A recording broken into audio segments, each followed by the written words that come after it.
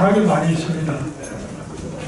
국내 기록뿐만 아니고 일본 측 기록도 있고 한데, 특별히 우리가 좀 관심을 가져야 될 기록 중에 하나는 임난 중이었던 그 당시 유럽의 포르투갈 출신 예수의 선교사인 루이스 토리스라는 사람이 있습니다. 이분이 임난을 겪고 일본에 생활을 하고 하면서 남긴 일본사라고 하는 특히 임난사를 기록한 그 책을 국내에서 그 원 자료를 아주 힘들게 발췌해서 선택을 해서는 제법 시간은 지났지만 번역을 해둔 책이 있습니다. 그 책 내용에서 보면은 특히 임난 상황들이 굉장히 자상하게 잘 소개가 되어 있습니다. 7페이지 그 밑에 부분에 있는데, 거기에 보면은 이 성안에 특히 부산 진성에 한 300세대 가옥이 있었는데, 모든 사람들이 목숨이 다할 때까지 싸웠고 오직 소수만 살아남았지만 다 포로가 되었다. 그래서 그 당시의 참상을 이어서 동대성 함락과도 관련해서 기록을 남겨놓고 있습니다. 임난 당시에 그 우리 선배들이 당했던 참혹상이라고 하는 것은 이런 외국의 어떤 객관적인 자료를 통해서도 확실히 우리가 확인을 해볼 수 있는데, 특별히 이제 임난과 관련해서 그 참혹상을 이 역사를 전공하시고 또 이 여러 유적들을 탐색, 탐구하시면서 느꼈던 부분들을 좀 이야기를 들어보도록 하겠습니다. 관장님, 이야기 좀 해주시죠. 예,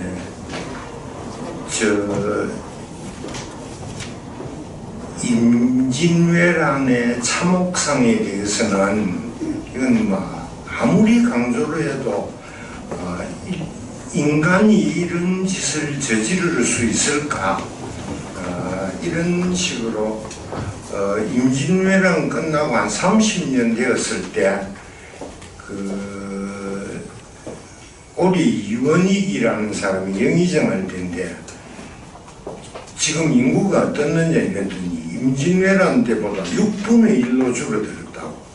6분의 1이라는 것은 이건 상상할 수 없는 숫자인데, 이 숫자가 나온 배경에는 사람들이 뭐 도망가가지고 호적에 민적이 안 올려져 있으니까, 그래서 숫자가 파악이 안 되는 숫자까지 포함해가지고 6분의 1인데, 6분의 1이라는 말은 전투에 참가한 사람, 그 민간인까지도 거의 한 3분의 1 이상을 다 죽였다는 그런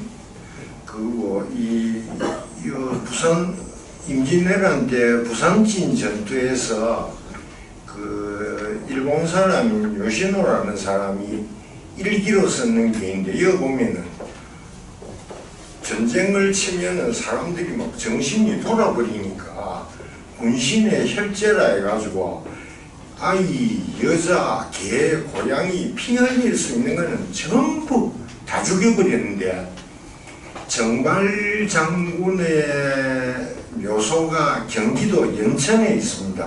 이 연천에 정발 후손들이 옛날에는 시신을 구해가는 거, 이게 전투카마도 더 치열하고, 자기 부모나 조상의 시신을 못 가져가면은 그런 수치가 없었기 때문에 사람을 보내가지고 얼마로 찾았는데, 부산진 전투에서 돌아가신 분들은 그 정발 장군이 제일 유명하고 화그 급제자인데, 막빈 이정은이라는 사람도 전투하다 돌아가셨고, 뭐 용월이 뭐 이름 전하는 예향이 이런 사람들이 있는데, 시신을 한 구도 바른 시신이 없어가 못 찾았습니다. 지금 정발 장군 묘소는 어떻게 하느냐, 아마 옛날에 지방에 수자리 나오면은 뭐 신체 발부는 수지부모라 해가지고 머리카락 빠진 거, 이 손톱 발톱 깎은 거 이런 거 저 주머니 속에 넣어놨다가 이제 자기가 변방에 장수하러 가면 집에 두고 오는데 그하고 입던 옷 이런 거 가지고 초내 가지고 불러 가지고 그래 가지고 그 손톱 발톱 머리카락으로서 장사 지내는 그 의관장이라는 옷이자고 머리관자가 그 의관 그 정발장군 묘소는 후손들이 결사적으로 찾으려 했는데도 너무 훼손을 시켜 놓으니까 그 찾을 방법이 없어가지고 부산진 전투에서 거의 생물이라는 생물은 몰사했다고 아시마되고 이 동래성 전투에서는 혹시 살아남은 사람이 시신 밑에 깔려가지고 뭐 살아남은 사람들이 있고 이런데 이 동래성은 구 동래성이 옛날 대동병원이 있던 자리가 동래성 남문입니다. 그 남문 있는 데서 정은섭이라는 동네부사가 공사하려고 하니까 해골들이 부지기수로 나왔습니다. 그래야 그걸 누구 해골 분류를 할 수 없어서 6개의 무덤으로 해가지고 해골을 합장을 했는데 그걸 사람들이 6개 무덤으로 있었다 해가지고 육총묘라고 하고 그 표지석에는 임진전망유해지총이래가 임진왜란 때 전투에 사망한 유해들의 무덤 이랬는데 그 뒤에 그 대원군 청지기하고 했던 그 정현덕이가 공사하니까 또 해골들이 수국이 나와가지고 육총묘 옆에 또 무덤을 하나 더 만들어가지고 칠총묘라 했다. 지금은 이 무덤들을 동네 금강원 안으로 옮겨가지고 이름을 임진 동네의 총 이렇게 이름 지어가 있습니다. 근데 그게 끝인 줄 알았는데 지하철 4호선 송암역 공사하면서 거기 개체를 알 수 있는 것만 100수십구 해골이 나와가지고 동아대학교 박물관에서 수습해가지고 분류 작업은 끝났습니다. 근데 그러니까 그 동래성 해자 있는데 성 앞에는 그 물 지나가는 그 개울 같은 거 있는데 거기에서 나온 게 시신을 포기해도 다 메꾸고 남을 정도로 그렇게 많이 그 전사로 했는데 그 임진왜란 지나고 얼마 뒤에 그 동네 부사로 온 동학 이양률이라는 분이 있는데 우리나라에서 조선시대 그 문호에 글 잘 짓는 사람인데 이 사람이 썼는 임진맹하라는 것은 그 4, 5, 6월이 음력으로 치면은 제일 첫 맹하 임진 4월 달에 맹하에 그 슬픈 감정을 읊을 때가 그 거기에 써 있는 글을 번역을 한 걸 갖다 제가 읽어드리겠습니다. 동래성 함락일이 4월 15일입니다. 4월 15일 새벽부터 집집마다 곡소리가 일어나 세상이 소설하고 처절한 나무가지가 진동하기에 놀라서 늙은 아전에게 물으니 이날이 바로 동래성 함락된 날입니다. 송보사를 쫓아 성 안으로 모여들어온 백성들은 같은 시간에 피바다로 변하여 쌓여진 시체 밑에서 몸을 겹치어 1000이나 100명 가운데 한두 명이 생을 보존할 정도이며 조손, 부모, 부부, 형제, 자매 간에 살아남은 자들은 죽은 친족을 제사하고 통곡하는 것입니다. 이 말을 듣고 눈물을 흘리니 늙은 아전이 다시 말하기를 곡해주는 사람이 있는 집은 오히려 슬프기도 덜할 것이나 휘두르는 적의 칼날 아래 온 가족이 못 살아요 혹해줄 사람조차 남기지 못한 집이 얼마나 많은지 모른다. 이게 이한누리가 거짓없이 썼는 임진맹하유감이라는 시의 그 번역본입니다. 그래서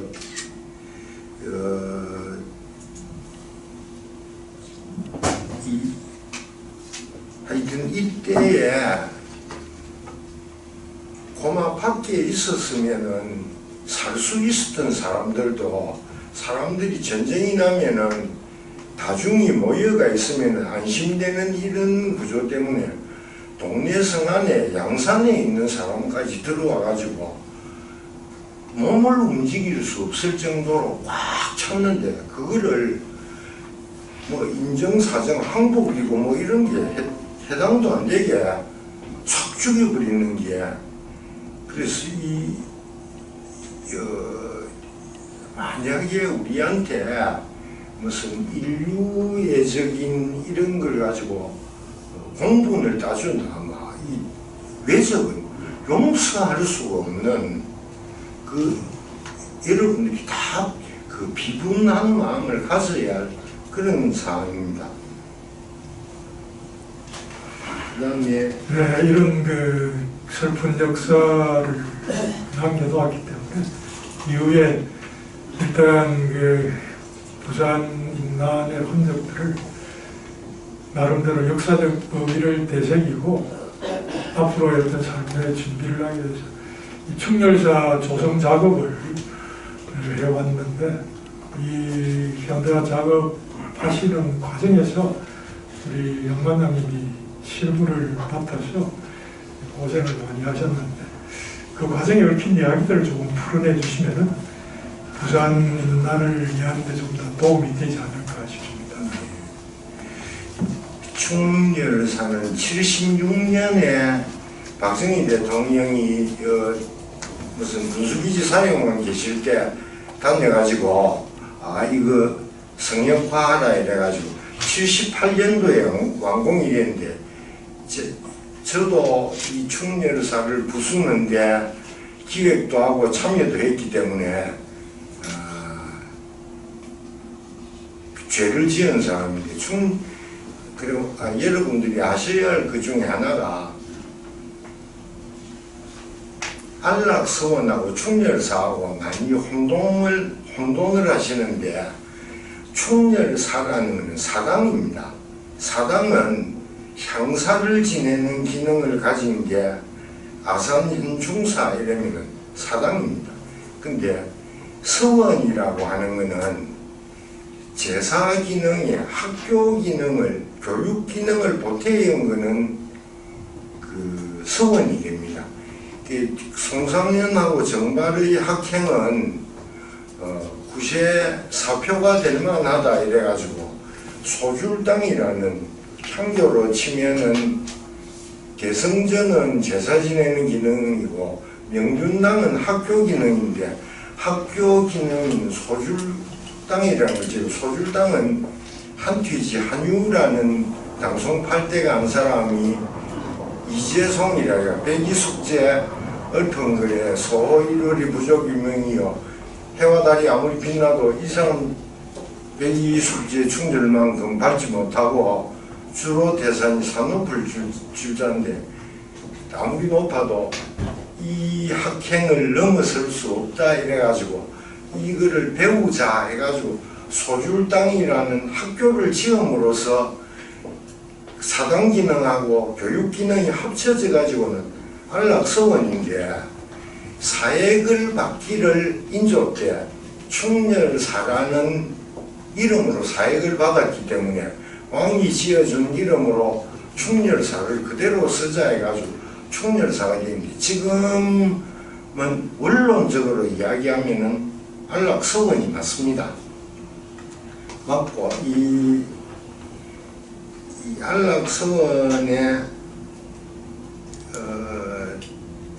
그 지을 때 옛날 건물들이 굉장히 좋았는데 깡그리 없애버렸습니다. 없애버리고 그 박정희 대통령께서 좋아하시는 콘크리트에 미식단층으로 전부 계란색 칠해가 그래 된 이 역사라는 것은 조금씩 스토리텔링이 되면서 왜곡되기라는 데 내 앞에 한번 말씀을 드리려고 했는데 이 녹도 부산부 예전에서 순절하신 분이 녹도만호 정운 장군인데 이 정운 장군은 이순신하고 저 가덕도로 해가지고 모룬대 쪽으로 해가지고 왔는데 그 모룬대에 있는 거는 다대포 첨사 정운 장군의 8세손 정혁이라는 사람이 다대포 첨사할 때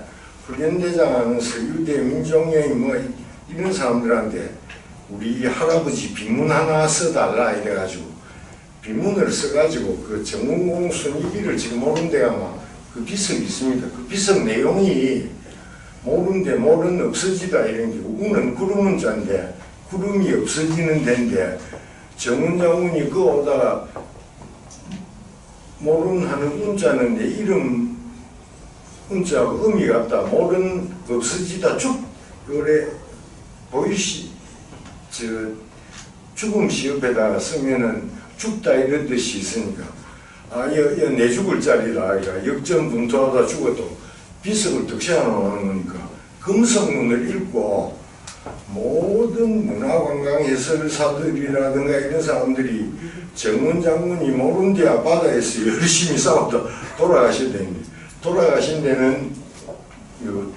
부산포이요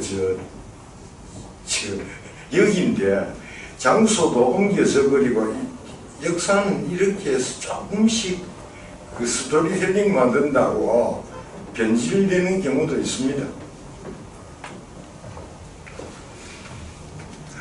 청렬사 조성 이야기 중에 좀 구체적으로 이 동래구 순절도 임날의 그 기록을 그림으로 남겨놓았던 참 유명한 그림인데 이 행방에 대한 이야기들은 부산 시민들이 거의 인식을 하지 못하고 있습니다. 이 부분도 좀 궁금한데 예. 말씀을 좀 부탁드리겠습니다.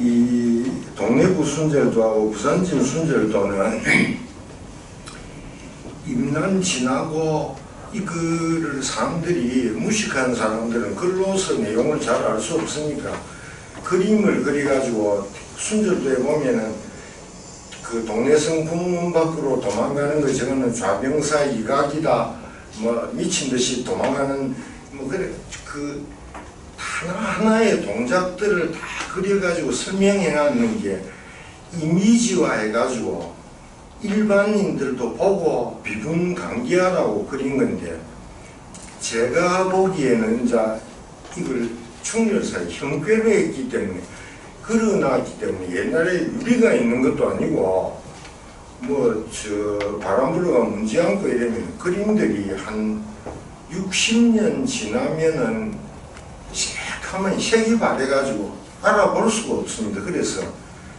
한 60년마다 그리기 때문에 그 그림의 충렬사지의 단편으로 보면 한 5번 내지 6번 정도 그린 거로 나와 있는데 이 그림을 63년도에 그 지금 육사박물관에서 빌려가자 해가 아무 서류도 안 쓰고 군인들이 와가지고 이거 좀 가져간다 해 가져가가지고 지금은 지금 육군박물관이라는 이름인데 거기에 제일 보물로 2점 다 보물로 지정돼 가지고 육군박물관의 대표적 유물이 되어 있습니다. 이 그림 이후에 병곤이라는 이건 변박이 그린 건데 그 병곤이라는 사람이 그린 그림을 울산박물관에서 일본서 들여와서 구입했는데 그때 참 10수년 전인데 3억 기천 주는 게 있는데 이 변박이 거는 가져가는 그림은 변박이가 그린 그림인데 이 그림은 극하면 연대가 훨씬 앞입니다. 그래서 이거는 그 가격의 몇십 배가 될 수 있는 건데 아무런 그 뭐 정부 이게 동네 유림에서 돌려달라는 말만 몇 번 했고 그 내용 증명으로 돌려주세요 해가 보내는 거 이것밖에 없고 이거 시민운동을 해서라도 이거는 우리 부산 사람이면은 가져야 할 권리에 해당되는 건데 제가 임진 제가 부산박물관 근무할 때 임진왜란 몇 주가 비겠습니다. 임진년에라서 그 임진왜란 전시회를 한번 한 적이 있어요. 그때 사정 해가지고 안 빌려주려는 거 온대로 해가지고 이 순절도를 부산박물관에서 빌려온 적이 있습니다. 빌려왔을 때 제가 어찌나 감격을 했던지 부산일보 신문에 그 무슨 글을 하나 쓴 게 있는데 이거 한번 읽어드리겠습니다. 어느 땅 위의 하늘이고 바람이건 별 차이가 있으리요마는 그래도 자신이 만들어지고 수백 년을 지나온 친정 땅 위에 돌아온 순절도도 감회가 새로우리라. 7년간 계속된 임진왜란 동안 우리의 전 국토가 다 그러하였지만 특히 외적의 첫 공략지이자 마지막 철수의 현장인 부산은 다른 곳에 비길 수 없는 대재앙을 겪었다. 부산 동네가 임지인 동네 부산은 외의 첫 점령지라는 이유로 동네 부사에서 동네 혈령으로 강등되었는데 이마저 외적의 점령 소굴이라 부임조차 못하고 밀양으로 통도사로 떠돌아다닌다.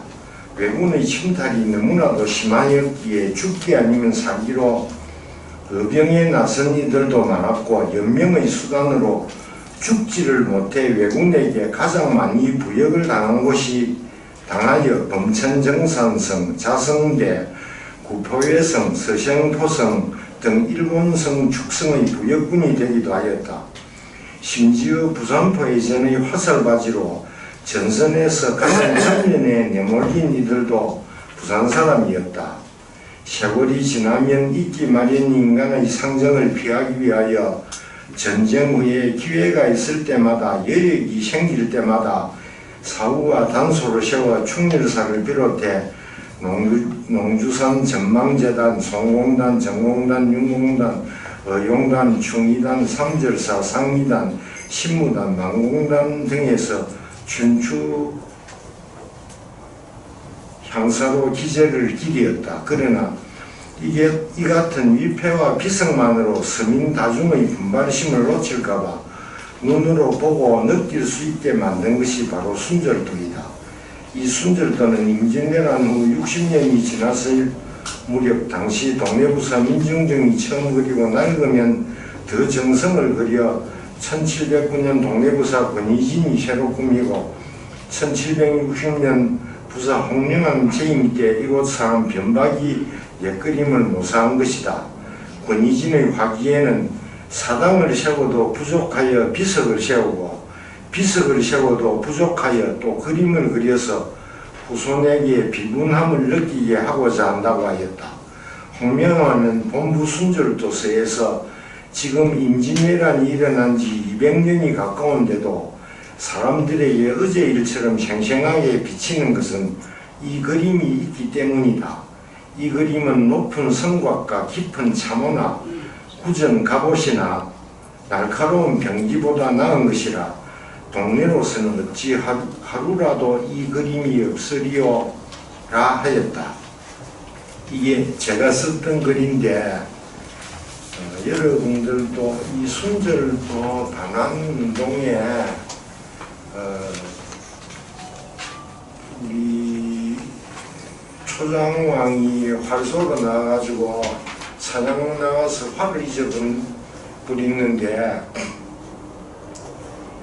신하들이 왕이 아끼던 활 잊어버려 이렇게 활 찾으러 횃불 들고 돌아다니니까 지금 뭐 하는 기고 이랬더니 아유 임금님 그 활 떨어뜨리는 그 찾으러 다니는 초나라 땅 위에 있으면은 막 다니기인데 어떻느냐 하는데 이 순절도는 한국 사람이 가지고 있으면 이런 게 아니고 이거는 우리 동네 가지고 그 이런 순절 만화 그리는데 요즘 그 천에 그리려고 하면은 그 색이 저 석채라 해가지고 돌가루를 뽀아가지고 악교 보수로 해가지고 천 위에 안 그려집니다.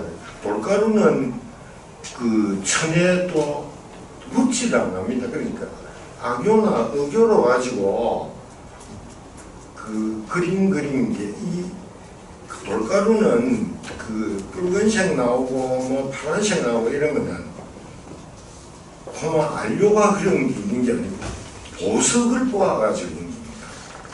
보석을 뽑은 걸 갖다가 너무 맺히면은 색이 희지고 그 굵게 나오면 그 악유로 가지고 칠해도 잘 붙질 않습니다. 그래서 이 석채로 그린 우리 이 부산 사람들의 피와 정력이 들어있는 그림인데 무슨 대꾸 대책도 없이 강탈당해가지고 말도 한마디 못하고 있으면 뭐 이런 법이 세상에 어디 있겠습니까? 너무 쓸데없이 떠들었습니다. 우리 오늘 모이신 분들이 중요한 숙제를 하나 던지신 것 같습니다.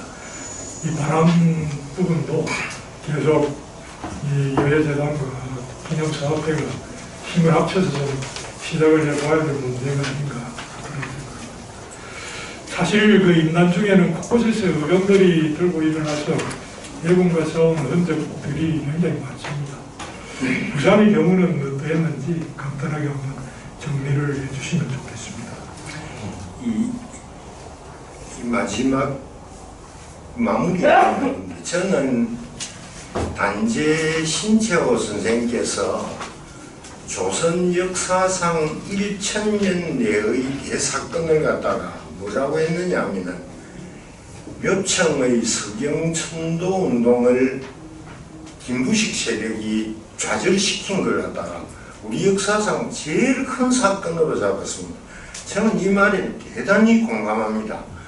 왜 그러냐 하면은 이 묘청의 서경천도 운동이 좌절되기 전까지는 우리나라 사람들이 만주에 내 조상의 무덤이 있고 우리 조선들의 삶의 터전이 거기였고 내 뿌리나 고향도 만주라는 이런 의식이 고려 사람들한테 다 가지고 있었던 이라서 왕건이 통일하고 나서 국진전쟁하고 그 고토 수복하려는 의식을 갖고 있었는데 묘청의 난이 김부식 세력에 의해서 딱 좌절됨으로써 우리나라 사람들이 일본 식민사학자들이 말하는 우리나라 사람이 그때부터 반도인이라는 저주 만주는 우리 땅이 될 수 없다는 이 의식이 없어진 게 우리 민족에게 얼마나 폐해가 되고 중요한 부분인지를 그 신채호 선생님이 잘 짚어 주셨는 건데 이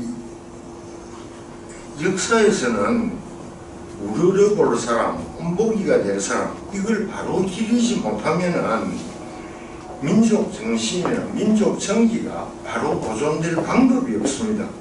그래서 이 선열 추모 사업 이런 것도 지속적으로 전개되어야 하지만 학교 교육 이런 사회 교육을 통해서도 이런 가치관이 여러 사람들한테 저는 제 전공이 이게 아니라서 내가 제 아는 것도 일천하고 해서 그런데 이거를 좀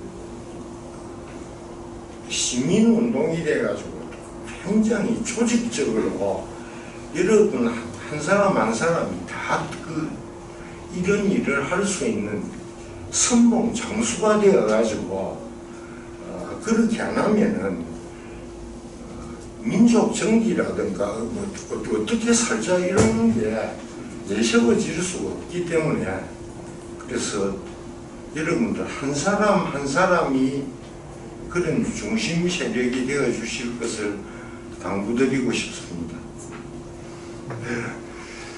제가 의경 질문을 드렸는데 의경보다 더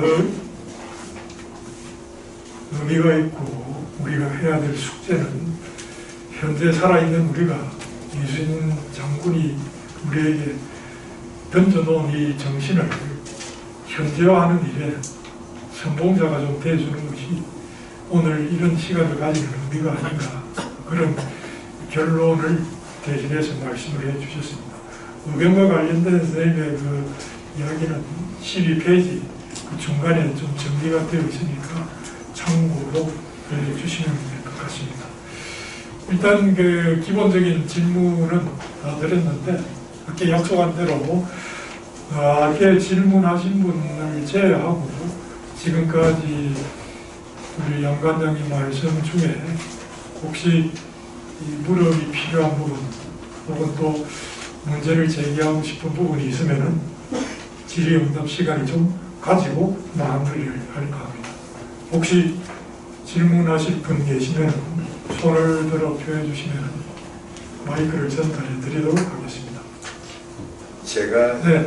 전공자가 아니라서 저쪽에 뒤쪽 잘 모르니까 마이크 좀 전달해 주세요. 약하게 물어주이소.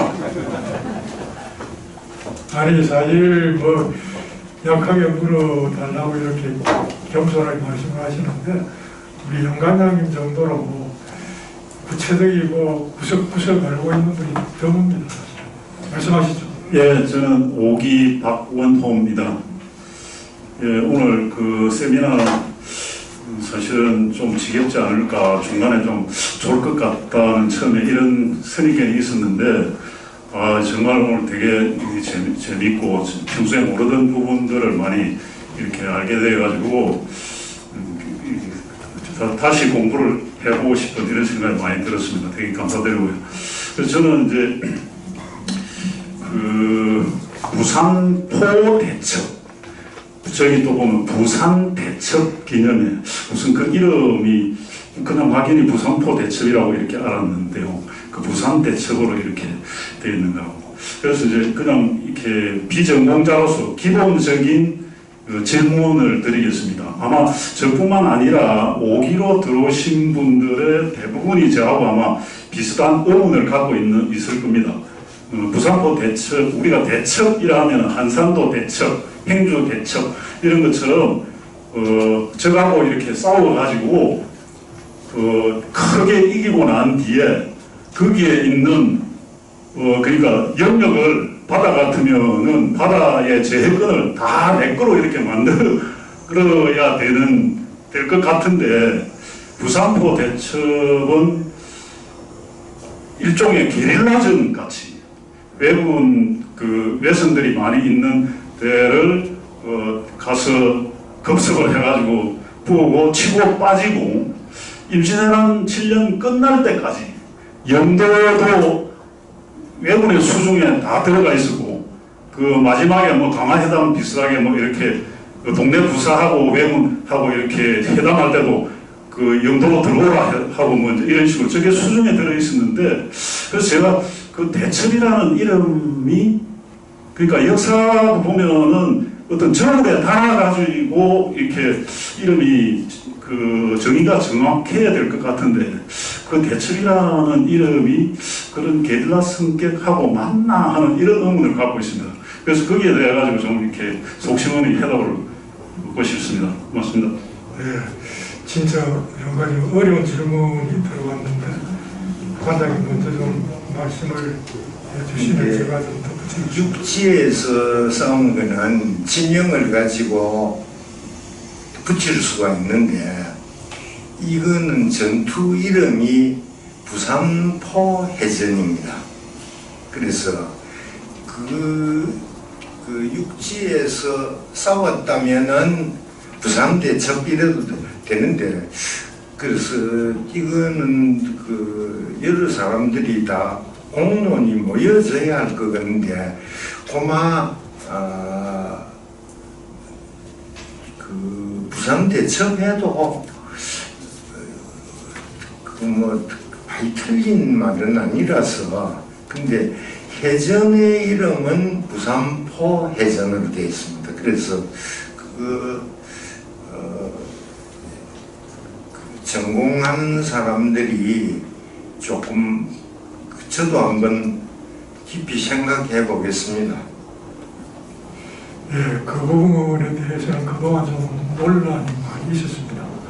방금 그 관장님 말씀처럼 기록상에는 부산포 해전으로 되어 있습니다.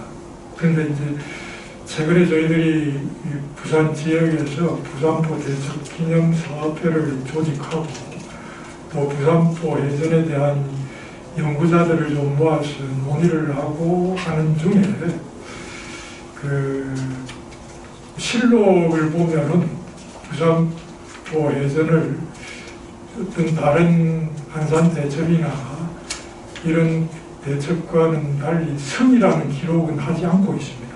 그러나 장군이 보낸 장계 내용으로 보면은 그 전후 4차례 10분의 접전에서 번번이 성적을 거두었으나 장수들의 공로를 논한다면 이번 부산 싸움보다 더 큰 것이 없었습니다. 이 기록을 근거로 했을 때는 부산포 해전은 다른 한산 대첩에 버금가는 큰 승리를 거둔 전쟁으로 일단 우리가 평가할 수 있지 않겠느냐 해서 최근에 부산포 해전을 부산포 대첩으로 명명하더라도 크게 무리가 없겠다 해서 사실은 좀 공론화 과정에 들어가 있는 상태고 역사 전공자들도 그 부분에 대해서는 이 장계 기록을 토대로 해서 수긍을 하고 있는 그런 입장이었기 때문에 부산포 대첩 기념사업회가 아주 적극적으로 이 부산포 해전을 부산포 대첩으로 그렇게 명명을 하고 있는 중입니다. 그 정도 이해를 하시면은 좀 이해가 되실 줄 압니다. 예. 또 다른 질문이 계시면 예.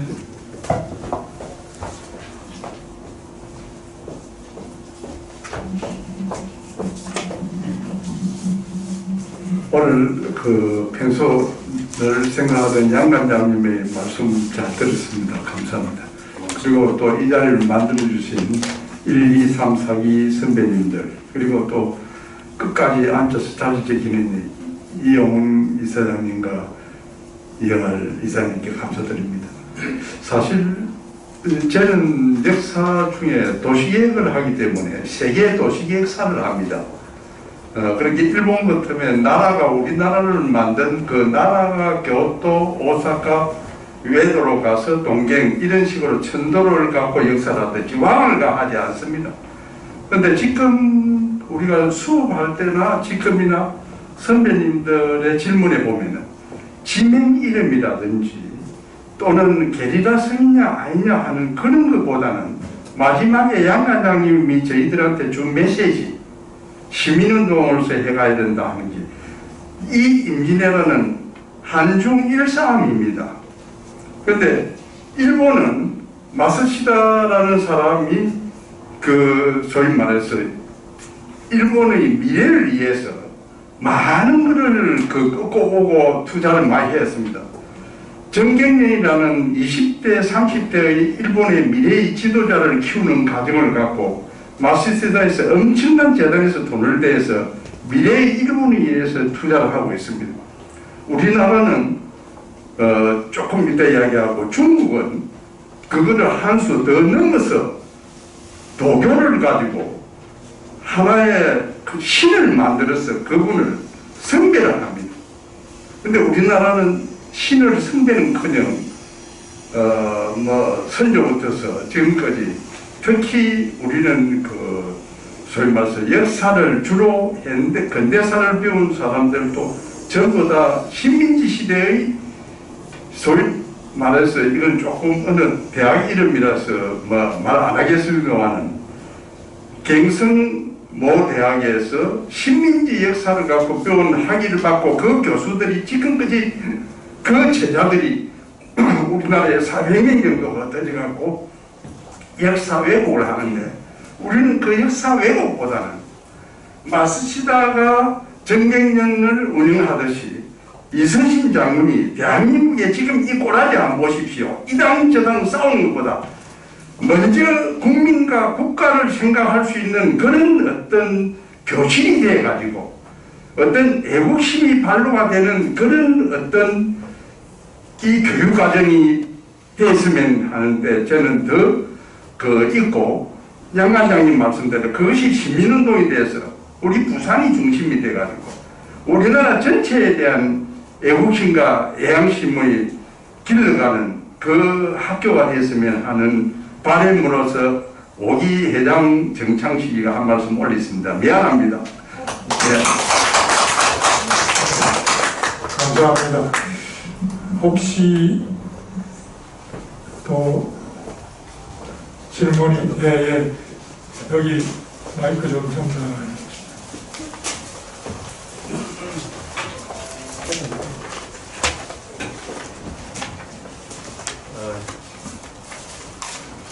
양과장님 말씀 잘 들었고요.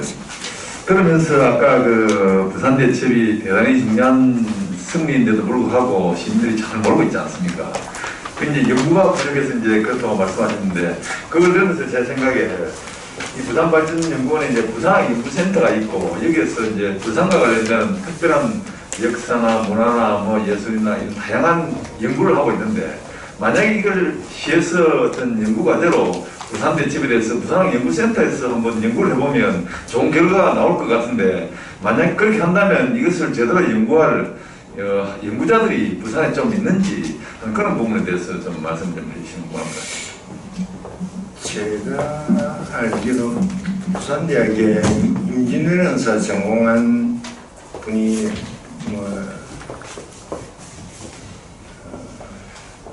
김광식 교수 좀. 있고 있는데 이게 역사는 단숨에 되는 일이 없습니다. 그래서 많은 제가 이 글에 써나는 안 읽는 것 중에 하나가 우리 임진왜란 때 의병들이 임진왜란을 이기게 하는 세 가지 동인 중에 하나가 의병인데 이 의병들은 일본 사람들이 그 점령했는데 점령 정부를 만들어 가지고 막 그래 갔으면은 의병이 나올 수가 없는데 그점 점령만 해가니까 배후 공간들이 남아 있으니까 이 의병들이 제일 먼저 습격한 데가 어디냐면은 관할을 제일 먼저 습격했습니다.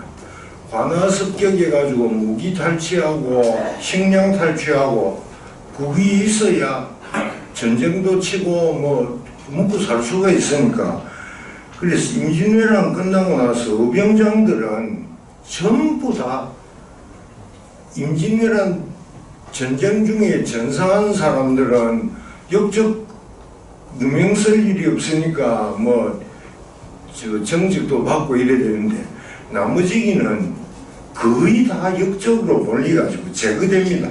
제거 안 당한 사람이 누냐 하면은 망우당 곽재호입니다.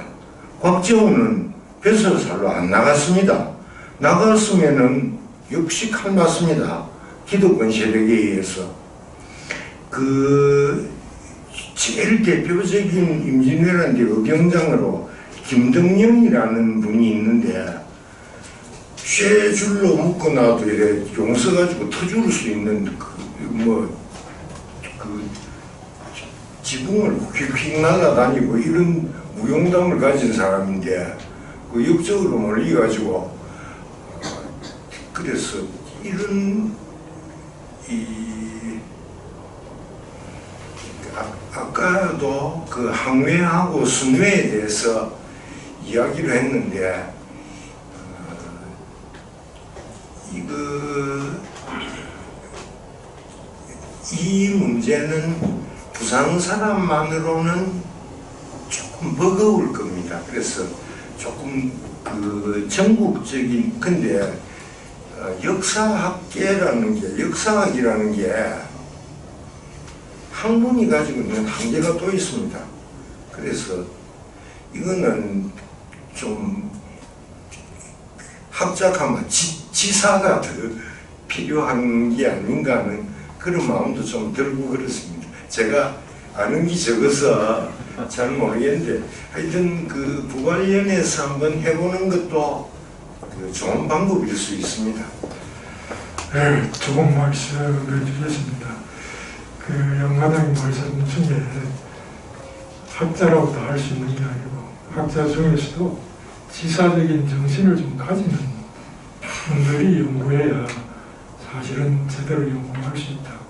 굉장히 그 의리심장한 말씀을 해주셨는데 그런 분들이 역사뿐만 아니고 인문학 분야에 전국적으로 전혀 사람이 없는 건 아닙니다. 그래서 사람을 찾아서 연구할 수 있도록 분위기를 만들고 그런 그 조직을 계속 운영해 간다고 하면 좋은 연구 결과가 나오지 않겠나 그런 생각을 같이 해보게 됩니다. 긴 시간 함께 해주셔서 감사합니다. 어쨌든 마무리 말을 제가 좀 예. 큰일 날 뻔했네요. 네, 반갑습니다. 제가 평소 이수시 장군을 존경하다가 얼마 전에 우명수 의원이 이 좋은 잔치에서 해서 오늘 처음 왔는데 제가 뭐 간단한 생각 그림상을 한번 드립니다. 얼마 전에 서프라이즈에 영국 사람이 이수신 장군 영화를 보고 자기가 만화를 만들어갖고 미국 내에 베스트셀러가 돼갖고 그걸 보고 감동을 받았습니다. 그 영국 사람이 한국 다른 거는 슈퍼맨이라든가 원더맨은 가상인데 실제 인물이 이만큼 한 거는 역사성 갖고 그 사람이 그걸 생각해 만화를 해가지고 엄청나게 우리가 그런 만화를 한번 보였으면 좋겠습니다. 그래서 저는 몽골에 가보니까 지브리스 간 동상이 도움으로 해가지고 밑에 자기 유물이고 위에 3, 40m를 해가지고 엄청난 큰 거 같더라고요. 우리도 보통 보면은 자연수상이나 큰 조형이 있듯이 우리도 큰 이런 조형물을 만들어야 영국 사람들한테 관광도 되고 그래 큰 거에 한번 작은 크고 몽골로 만드는데 국가에 뭐 거리를 하는가 해도 좋고 제가 옛날부터 이제 해운대 바다 앞에 거북선 모양을 해갖고 뭐 호텔 같은 데 지어갖고 관광 그것도 만들면 좋겠고 독도에도 건북 이순장 동상을 한번 딱 세워내라. 일본 사람 깜짝 놀래갖고 누가 보지도 않고 이러면 그 조형물 같은 거를 크게 세우고 관광 사업되고 뭔가 큰 거의 되겠습니다. 그래서 부산 대첩 기조 사업에서 이거를 추진해갖고 거리를 하고 하면 나날이 앞으로 큰 사업이 되지 않겠나 합니다. 감사합니다. 예. 마지막 참여하신 분 중에 참 좋은 제안을 해주셔서 감사합니다. 우리가 오늘 이렇게 유수신 단식일을 맞아서 어려운 시간을 함께한 이유는 앞서 두 분 이사장님 말씀, 그리고 김종대 고문님의 말씀 등에서도 있었지만 유신이 그의 삶의 가치로 삼았던 그 가치를 어떻게 우리가 공유하고 또 그 정신을 우리 후손들에게 남길 수 있느냐, 남길 것인가, 이런 고민의 장을 함께 갖기 위해서 이 자리에 모였습니다. 결국 우리가 이렇게 모여보면 여러 가지 거창한 이야기 말들 또 미래 지향적인 비전들을 많이 제안을 할 수 있는데 시간이 지나면 우리 속에 있던 이 진정성 마음이 둔해져서 실천력이 따라주지 못하는 게 우리가 가지고 있는 한계인 것 같아요. 그래서 결국 우리가 앞으로 자주 이런 계기를 통해서 어떻게 하면 우리가 손발을 움직일 수 있는가라고 하는 구체적인 행동들을 좀 해갈 수 있는 계기를 좀 많이 만들어주면 좋겠고, 앞서 말씀하신 것처럼 여러 사람들이 공감하고 볼 수 있는 기념물을, 상징물을 세우는 것도 중요하지만 아직도 이 부산 시민의 날, 부산 대첩의 역사적인 이 날에 대한 의미나 이 사실을 제대로 알고 있지 못한 일반 시민들에게 어떻게 이 사실을 제대로 스며들게 할 수 있을 것인가. 그리고 특별히 미래 세대들에게 이 가치를 어떻게 심어줄 것인가 하는 것이 굉장히 중요한 문제라고 생각합니다. 그래서 그런 기념물에 대한 고민도 함께 해야 되겠지만, 저는 개인적으로 학교에 오래 있다 보니까 자라나는 세대들에게 부산 시민의 날 그냥 시장에 나와서 무슨 기념사하고 끝낼 것이 아니고, 이 역사성을 제대로 미래 세대들이 인식할 수 있도록 좀 전통적이고 구태적인 방식이긴 하지만 초등학생들에게 부산 대첩을 주제로 해서 글쓰기의 어떤 장을 열게 한다든지, 그림 그리기를 시도한다든지, 요즘 세대들이 좋아하는 이순신을 소재로 한 동영상 제작을 해보게 한다든지, 만화를 그려보게 한다든지, 이런 어떤 구체적인 일상 속에서 시민들에게, 미래 세대들에게 좀 스며들 수 있는 구체적인 사업들을 우리가 좀 구상을 하고 함께 해가는 길이, 어떻게 보면 이순신 장군의 어떤 삶의 정신을 이 지역에 뿌리내리면서 미래를 향해서 우리가 준비해야 될 부분들이 아닌가, 그런 생각도 함께 하게 됩니다. 오늘 자리를 함께 하신 여러분들 모두 힘들지만은 건강하게 이순신 정신을 구현해가는 구체적인 작은 이순신들이 될 수 있도록 함께 기대하면서 오늘 모임을 전부 마무리하도록 하겠습니다. 함께 해주셔서 감사합니다.